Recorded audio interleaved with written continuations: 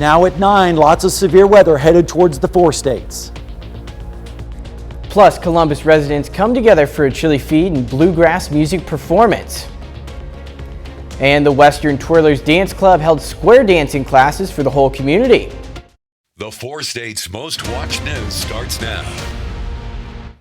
Thank you for joining us tonight. I'm Cale Chapman. We're tracking some severe storm systems in the 4-state area. Let's go straight to meteorologist Sam Lane for a first look at the weather. Thank you very much, Cale. Yeah, we've been watching this activity all afternoon and evening long. Lots of severe weather out towards our west. But we have the severe thunderstorm watch for our Kansas counties until 1 a.m. Tornado watch in effect for our Oklahoma counties also until 1 a.m.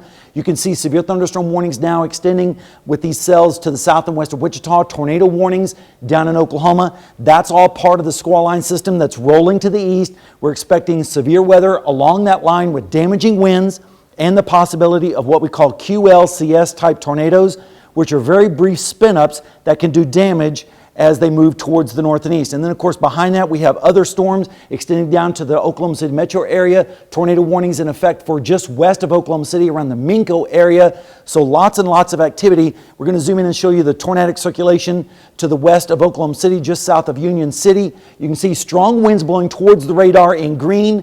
Strong winds in the red blowing away from the radar. So right there the circulation is on Highway 81 between Union City and Minco. And this is all moving to the north and east and will eventually move into our area later on tonight. So we'll have a complete forecast when we come back. With this severe weather, the Joplin School District is reminding people about community safe rooms available to the public in an emergency. Nearly every school in the district has a community safe room. The only ones that don't are Dover Hill Elementary and East South and North Middle Schools. These safe rooms will automatically open in the event of a tornado warning or when tornado sirens are activated by the Joplin Emergency Management Director. You can find more information about area shelters on our website, KOAMnewsnow.com. Some residents gathered for a chili feed in Columbus, Kansas today. KOAM's Yana Adela has more from that event. The 25th annual Chili Feed brings around 200 visitors to the Center Christian Church in Columbus. It's a very well attended event and we get a lot of visitors, and you know, part of the mission of being a Christian is to have outreach to other people and to help them to see, you know, that we all need Jesus. Different kinds of chilies are being served, thanks to donations by the church members. And a lot of guys, they hunt and stuff like that, so we have elk and deer chili and things like that, so it's the cost is not bad. Every year there is some hot chili for people to try. I don't know what seasoning they've used this year, but every year they do have something that's probably too hot. John and Rick have headed up our cooking and our chili for a lot of years now, and usually Rick or John, one of them, brings some kind of a hot sauce that they've found on vacation somewhere, and they just put the whole bottle in the chili. A lot of members attend the event, but new faces show up as well. It's always a big event for us to come to. We're excited to come to, and we also use it as an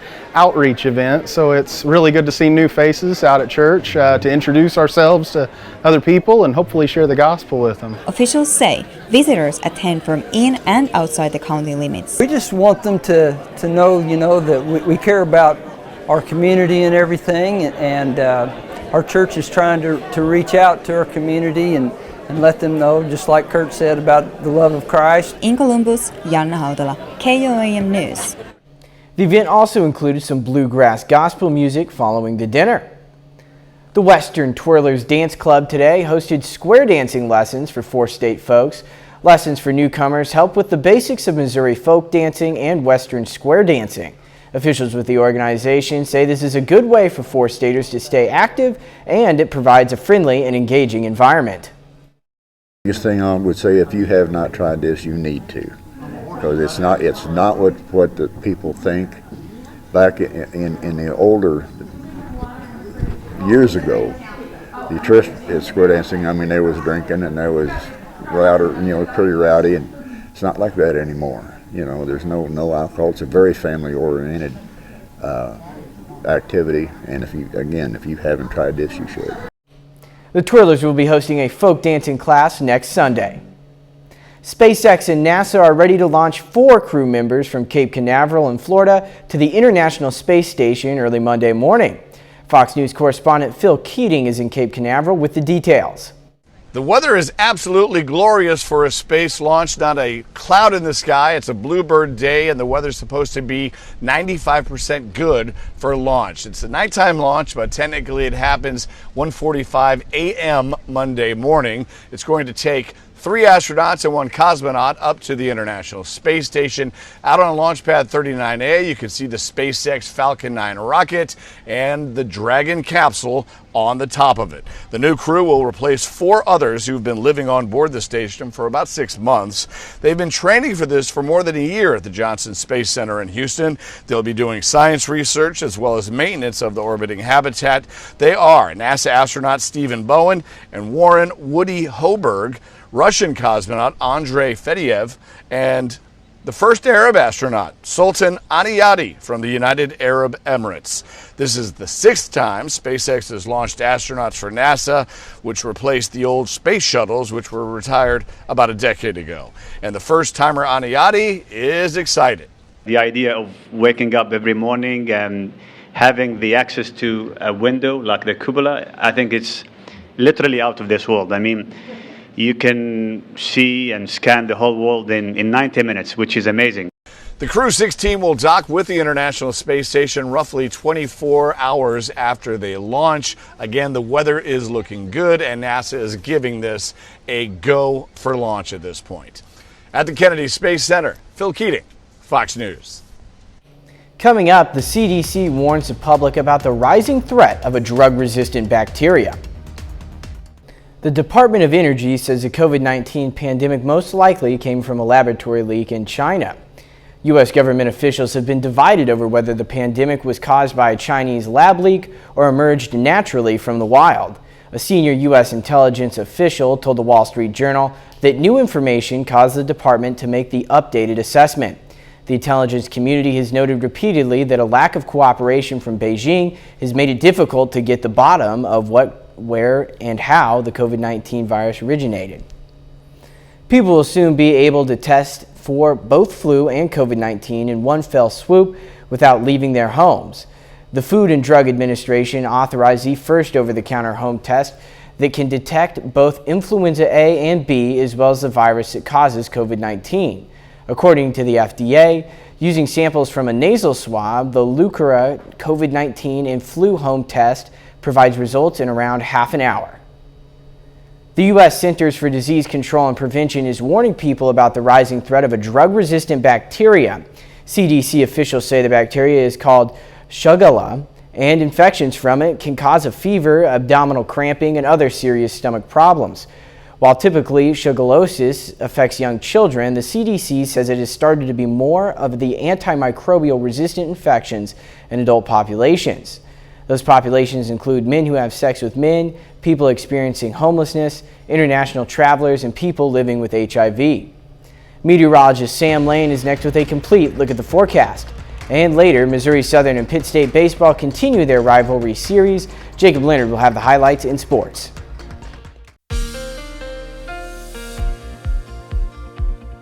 Well, friends, we've been talking about the threat of severe weather for several days now, and it is now arriving. It's on our doorstep right now. Let's enjoy the next hour or so that we have nice left. Indigo Sky Casino and Resort down in Seneca, Missouri. Cloudy skies there, nothing going on at the moment, but that's going to be changing over the next few hours. We made it up to 61 degrees after starting out at 43, which was above the normals of 53 and 32 degrees, 81 the record back in 96, and 8 degrees back in 1960. Over the last 4 hours, we've seen this thunderstorm line just explode in western Kansas and Oklahoma.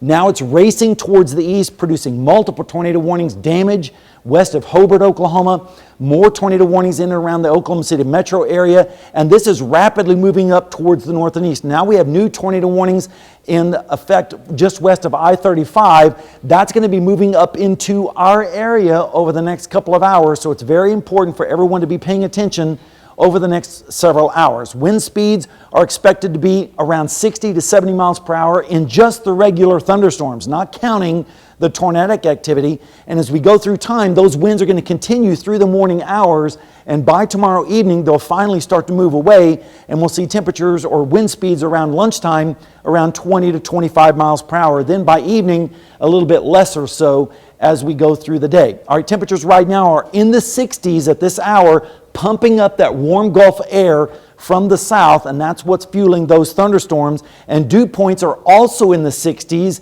all the way up towards Pittsburgh and Nevada. That was not expected. The models were kind of downplaying the moisture return, but it looks like it has done so.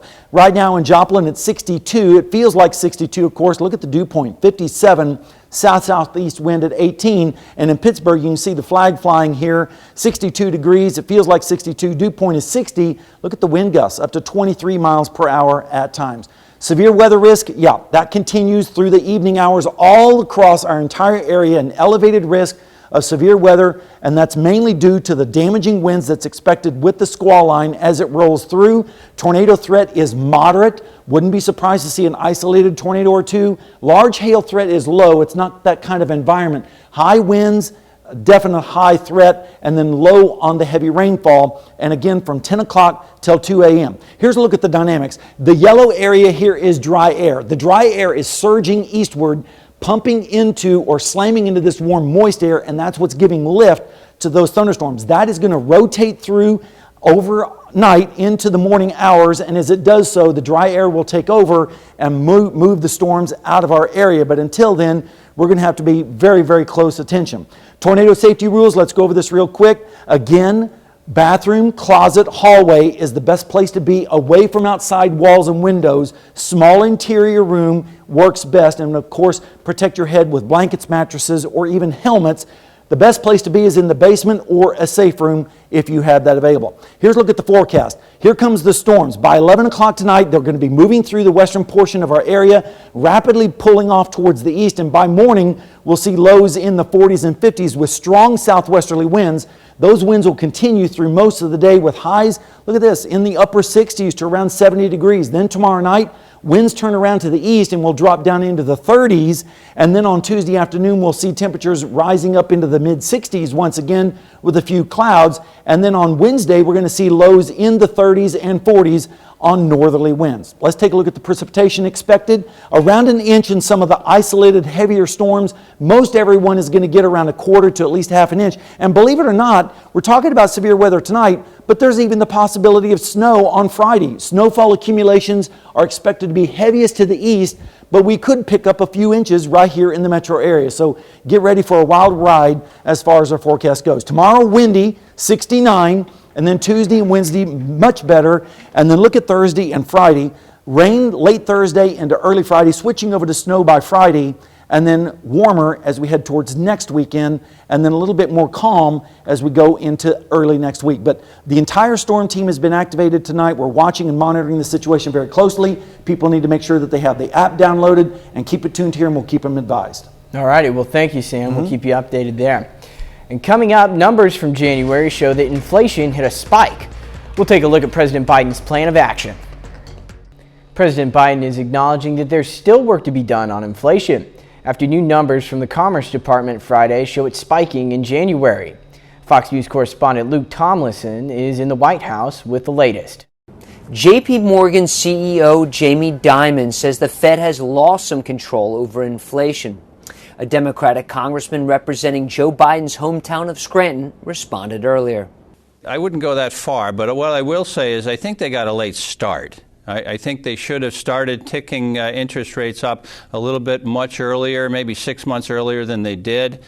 New economic data shows inflation is getting worse. The Personal Consumption Expenditures Price Index, the Fed's preferred gauge for inflation, rose 0.6% in January. The annual inflation rate also rose to 5.4%, the first increase since it peaked in June, making some wonder if the Fed is behind. President Biden reacting to the economic news in a statement which reads in part, "Annual inflation in January is down from the summer, while the unemployment rate has remained at or near a 50-year low and take-home pay has gone up." Friday marked the one-year anniversary of Russia's war on Ukraine. The White House announcing it will send $2 billion in additional weapons and ammunition to Ukraine. Not on the list, fighter jets. President Biden says that's not an option right now. The White House said the same thing about HIMARS, Patriots, and tanks in the past. Weapons now on the battlefield or heading there. You don't think he needs F-16s now? No, he doesn't need F-16s now. Is that a never? Look, first of all, the idea that we know exactly what's going to be needed a year or two, three now, but there is no basis upon which there is a rationale, according to our military now, to provide F-16s. But you're not ruling it out? I am ruling it out for now. A new Fox News poll shows Americans are roughly split on if support for Ukraine should have an expiration date. At the White House, Lucas Tomlinson, Fox News. Costco is giving customers quite a shock with its latest addition to the food court menu. Costco, which is famous for its low-priced $1.50 hot dog and soda special, is charging $10 for its new Liced Toast beef sandwich. While users online admit it looks good, many are not willing to pay the high price, which is equivalent to a whole Costco pizza. Up next, how a Connecticut middle school teacher became a hero after saving a man from a vehicle fire. A middle school teacher became a hero after a fiery incident in Connecticut.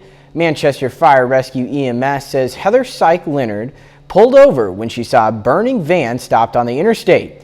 The driver was handicapped, but Leonard was able to get his wheelchair out of the van and pull the man to safety. Manchester Fire says Leonard's actions averted an almost certain fatal outcome. Fire officials believe the blaze began after the vehicle's fuel tank ruptured. We've got 30 more minutes of news, weather, and sports coming your way. Coming up, how the National September 11th Memorial and Museum is remembering the 38th anniversary of the 1993 World Trade Center bombing. The EPA says rail company Norfolk Southern will begin shipping toxic waste from the Ohio train derailment to certified facilities within the state starting tomorrow. This comes after the agency halted shipments from the site yesterday. Fox News senior correspondent Mike Tobin is in East Palestine, Ohio. Federal and state EPA officials have now broken the logjam that stopped the cleanup here because they didn't have anywhere to dump the water and soil that was being removed from the site here in East Palestine. The disposal was stalled because officials in other states were not informed that they were receiving the contaminated soil and water, so they stopped it. So now the contaminated water, specifically the water that was used to fight the fire, will go to a deep injection well in Vickery, Ohio, 3 hours away. The contaminated soil is going to an incinerator in East Liverpool, Ohio, about a half hour from here. We are continuing to work with the railroad and our state partners to identify other solid waste disposal locations. We're exploring other places. We have to determine if they have the capacity to accept what we anticipate will be the liquid and the solid waste from this cleanup. 15 truckloads or 210 tons of contaminated soil went to a facility in Wayne County, Michigan. 500,000 gallons of firefighter water was shipped to Harris County, Texas. But officials there say no one informed them they were getting the hazardous waste. One thing that I want to share that I think the public should know is that I learned about this not from a regulatory agency, not from the company, but from a member of the press. And that's unacceptable. A deep injection well essentially shoots the contaminated water down into the earth far below the level from which well water is harvested. An incinerator is just like it sounds. It burns the contaminated soil with the intention of burning off the hazardous material and capturing it as it escapes. Regardless, the process of remediation begins again on Monday. In East Palestine, Ohio, Mike Tobin, Fox News. The University of Idaho plans to tear down this house where 4 college students were murdered in November.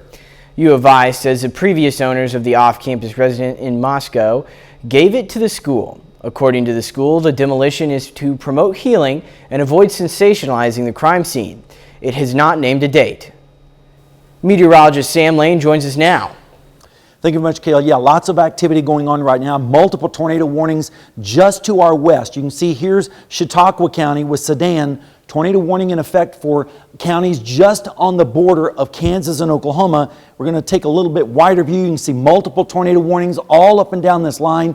Tornado warnings in effect for the Oklahoma City metro area. And all of this is advancing towards the north and east, headed our direction over the next few hours. We're going to take a look at the velocities. Look at the rotation right here, just to the north and west of Deer Creek. Very clearly defined rotation right there. That's moving to the north and east. That's going to move up towards Brahman and eventually cross across the border into Kansas near Arkansas City. This warning goes until 10 o'clock. Then we have other tornado warnings further to the south. You can see a circulation here just to the south and east of Pond Creek a little bit, and a stronger circulation to the south and east of Enid. That's moving towards the northeast as well. So lots of activity going on. I do want to advise you, here's the safety rules.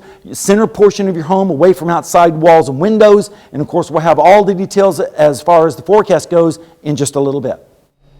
A solemn ceremony held at the 9/11 Memorial in New York City today, marking 30 years since the 1993 World Trade Center bombing. 6 people lost their lives that day when a terrorist detonated a bomb inside a van below the North Tower. Fox News correspondent C.B. Cotton was at today's ceremony and has a report. Today's ceremony was held at New York City's 9/11 Memorial and Museum to remember the first attack that happened at the site. On February 26, 1993, a bomb went off in the public parking garage beneath the North Tower of the World Trade Center. 6 people, including a pregnant woman, were killed and more than 1,000 were injured. We spoke to the son of William Macco, who told us he was with his father in the morning hours before the attack. He says his dad was a mechanical engineer for the World Trade Center. He took such good care of my family and I, and he worked hard to support us, and he gave us everything that he could, and I miss him. I miss the thoughts of what if he were still with us. During today's ceremony, a moment of silence was observed for those who died there, followed by a reading of their names. Democratic Senate Majority Leader Chuck Schumer, New York Governor Kathy Hochul, and New York Mayor Eric Adams also spoke. In a somber moment, family members then placed roses on the memorial. In 1998, Ramzi Youssef, the man accused of being the mastermind of the attack, was found guilty and sentenced to 240 years in prison. Federal prosecutors said the bombing was carried out as a punishment to the United States for its relations in the Middle East. 5 other men were also convicted for their roles in the attack. This was unfathomable. An innocence was destroyed also. An innocence or a sense of safety was destroyed back then, that things like this can happen. Loved ones of the victims say they hope by holding this annual ceremony, more people will come to learn about the first terror attack at the World Trade Center, an attack that the FBI has called a deadly dress rehearsal for 9/11. In New York City, C.B. Cotton, Fox News. Still ahead, why iPhone users could be at risk of stolen money from bank accounts.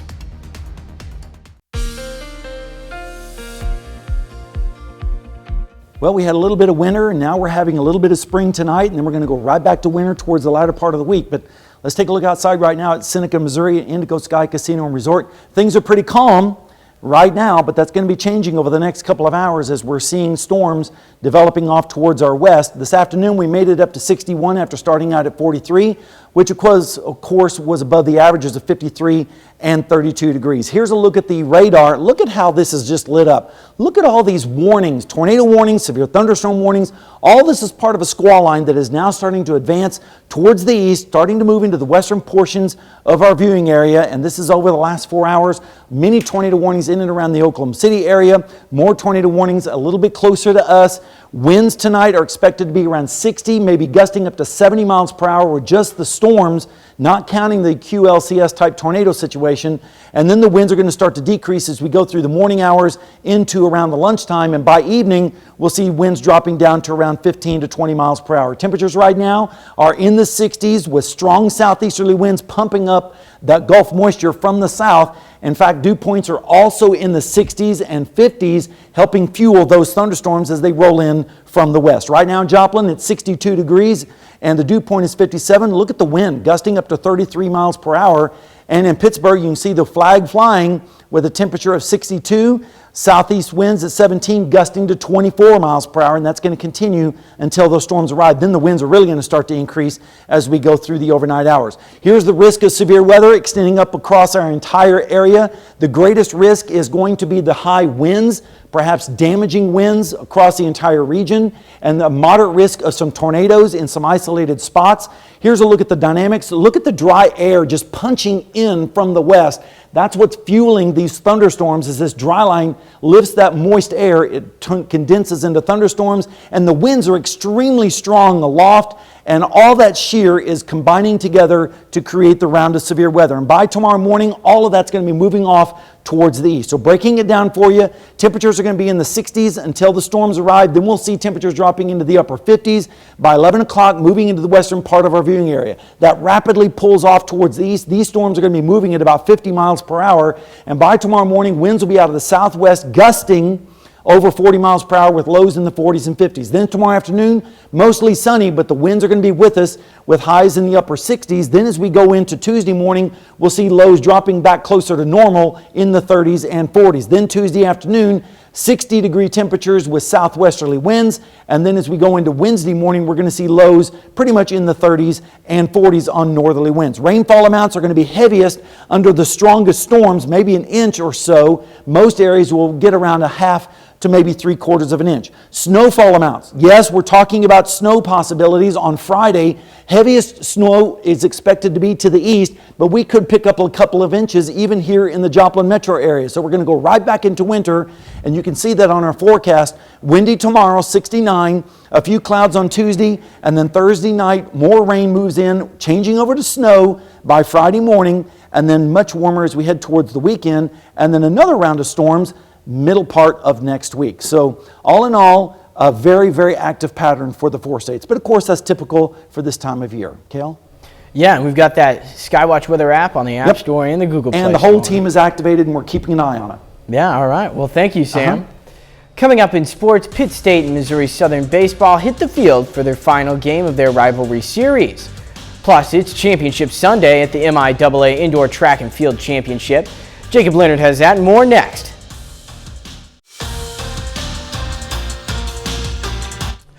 Pittsburgh State and Missouri Southern baseball finish up their 3-game series this afternoon. The two teams have split the first 2 games, with the Gorillas winning 8-3 on Friday and the Lions winning 20-16 on Saturday. So game 3 today, their first MIAA series of the year. Now, the Gorillas on fire early, top of the first. Trey McClellan drills one deep to center. Over the wall out there for the 2-run homer. More from McClellan in just a minute. Now still on the first, Brett Daly with a man on. He hammers one to left center. It's way out there bouncing into the tree. Pitt State scores 5 runs in the first. In the second inning, back to Trey McClellan. Just a monster day from him. Another one deep and gone to left center. McClellan goes 3 for 5 today with 3 homers. Gorillas lead this thing 9-2 after 3. But hold on, here comes Missouri Southern in the 5th. Tyler Ferguson with a man on. This one leaves in a hurry to left. 2-run bomb. Southern gets within 3. Then the 6th inning happened. Bases loaded for Matt Miller. He rips one into right to score Nate Miskowski. Miller 3 for 6. He would homer later and drives in 4. Here, score tied at 9 later in the inning. Tragan Parker, laser in the gap to right center. Both guys come around to score. Parker drives in 6 runs today. The Lions erase a 7-run deficit. They take the game and the series over Pitt State 19-14. It means a lot. You know, Pittsburgh's obviously a really good team. They're 3 hard-fought games. It's we just kept fighting and competing, you know, and we played a really good schedule, I feel like, to this point, that including with Pittsburgh. They're a really good team, and we caught a couple breaks that helped us along the way, but I'm proud of our guys for keeping competing. We were down, I think, 5, 6, 7-0 early, and we kept coming. Pittsburgh State softball team in Topeka today, playing in their final game of the Washburn Invitational. The Gorillas have won 6 in a row coming into the day. Against Minnesota Crookston, PSU wins again this afternoon, 8-6. Paxton Hayes goes 2 for 3 with a home run and 3 RBIs. Today is the final day of the MIAA Indoor Track and Field Championships in Pittsburgh. Coming into the day, both the Pitt State men and women set in first place in the team standings. And here are some of the highlights from Championship Sunday for Missouri Southern. Women's 60-meter hurdles, it's Kiara Smith bringing home the conference title. On top of that, she posts a new facility record, 8.20 seconds. After that, men's 60-meter hurdles, this guy's unbelievable. Cordell Tinch wins it with a meet record time of 7.58 seconds. The Gorillas actually go 1, 2, 3 in the event. TJ Caldwell second, Dalen Williams third. On the men's triple jump, fifth attempt here for Trayvon Ferguson. It's his best and he knows it. 51 feet, 3 inches for Ferguson to claim the MIAA title. On the women's side, Hannah Honeyman, a 3,000 meter run winner. Check it out. PSU women won the conference title by 53 points. The men cleared the field by 108 points. Not kidding. Then the party was on. It's a sweep for Pittsburg State. The Gorilla men and women are both MIAA Indoor Conference champs. And that's a look at sports. We're back with more news after this.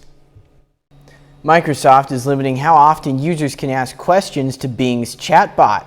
The company announced chat sessions will be limited to just 5 questions, and users can only ask 50 questions per day. Microsoft says long sessions often confuse the chatbot.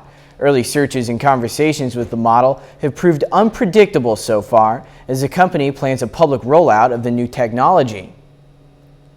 The U.S. government will no longer try to stop Meta's purchase of VR content maker Within Unlimited.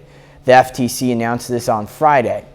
It will formally end its effort after losing a fight to block the acquisition in court. The lawsuit filed in July stated Meta's purchase would reduce competition in the VR market. Meta stated it is, quote, excited to have wrapped up the transaction. A new report says iPhone thieves who know a victim's passcode are gaining access to a wealth of information, even stealing money from the owner's bank accounts. The report on the Wall Street Journal says people are reporting having their phones stolen right out of their hands at bars and other public places. A thief who has watched the victim type in their passcode now has access to all of their data. An Apple spokesperson says the company will continue to advance protections to help keep user accounts secure. Up next, how a popular fast food restaurant is honoring a couple on their 27th wedding anniversary. Sometimes love can be found in the strangest of places. For one Wisconsin couple, it happened to be in the line at a Racine McDonald's 27 years ago. When the establishment heard of the couple's story, they knew they had to help them celebrate, providing a spread with roses and a special meal. Reporter Emerson Lehman was there for the occasion. Even on a cold, rainy February day. How are you? Good, how are you? You can't wipe the smiles off the faces of lovebirds Cindy and Mark Francischina. You didn't forget? No. After all, nothing says I love you like a burger and some fries. I am just going to have a quarter-pounder meal, please. 27 years ago, Mark pulled into the parking lot at this McDonald's just off of Green Bay Road in Racine. I was going to go through the drive-thru, but the line was too long. So I decided to park and walk inside. Little did he know, the decision would change his life. I was in line, and then I had turned and looked and saw her next to me in the line to my right. The her Mark is referring to is now his wife, Cindy, who had the same craving for some fries and a Coke. She said hi to me and she smiled, and when she smiled, I was like, man, wow. She is beautiful. Way too kind. No, I mean, I was like stricken, man. She was beautiful. The two grabbed their respective orders and went on their way until. And I stopped and looked back at her, and as she got to her car, she stopped and turned and looked back at me. And I was like, well, that's a done deal. I got to go after her now. I got to chase her down. Chase her down he did, eventually exchanging phone numbers in the parking lot of a nearby car wash. Cindy even keeping the notepad. This was like actual phones, like landline. Every year since, on February 9th, she's had a date at noon at the same restaurant with her McDonald's guy. We never said anything to each other. We just always showed up. At noon at this McDonald's. Well, there were years I was like, oh, he better show up if he forgets. And no, we never have, without though. fail, we've no, never we've never had. We've or- always just both shown up and had lunch without even reminding each other anything. The chance encounter has led to more than just an annual lunch date. Cindy and Mark married in 1999 and now have 3 kids and 2 grandchildren to share their story with, one they feel can inspire hope for others who may face hurdles in their love life, just as they have.